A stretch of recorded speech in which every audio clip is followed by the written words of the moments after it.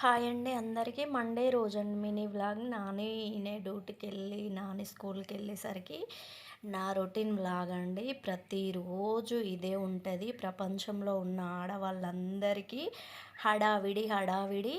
మేము చేసే పని చూసి మా డాడ్ అయితే విలవిలలాడేది. ఉన్నంతసేపు మమ్మల్ని ఏ విధంగా ఆయన బాధ పెట్టలేదు, మేము చూసుకోలేదని కానీ, మేము పెట్టలేదని కానీ, అసలు నన్ను కేర్ ఎత్తలేరని కానీ మమ్మల్ని మాత్రం అస్సలు టార్చర్ పెట్టలేదు మా డాడీ అంత మంచోడు కాబట్టి తొందరగా తీసుకొని పోయినట్టున్నాడు.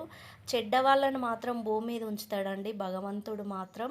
ఆయన బాధలు ఆయన పడే నరకం అంతా వదిలేసుకున్నాడు. ఆ భగవంతుని సన్నిధిలో ఉన్నాడు మా డాడీ.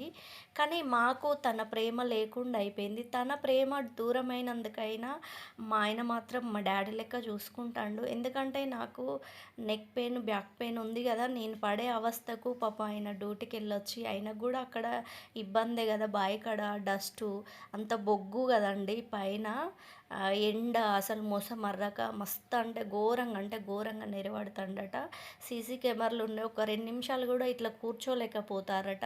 2 నిమిషాలు కూర్చోగానే సార్లు ఫోన్ చేస్తారని ఇబ్బంది పడుతుండు. అయినా కూడా ఆయనే నాకు హెల్ప్ చేయాలని చాలా ట్రై చేస్తాడు. కానీ వాళ్ళు పొద్దంతా పోయి వచ్చినోళ్ళు మనకి చేసుడు అంటే నా ప్రాణం అంతా విలవిలలాడుతుంది. ఎంత చేయనీయకుంటున్నా కూడా ఏదో ఒకటి చేస్తా అని వస్తాడు. నాని కూడా చాలా హెల్ప్ చేస్తాడు నాకు.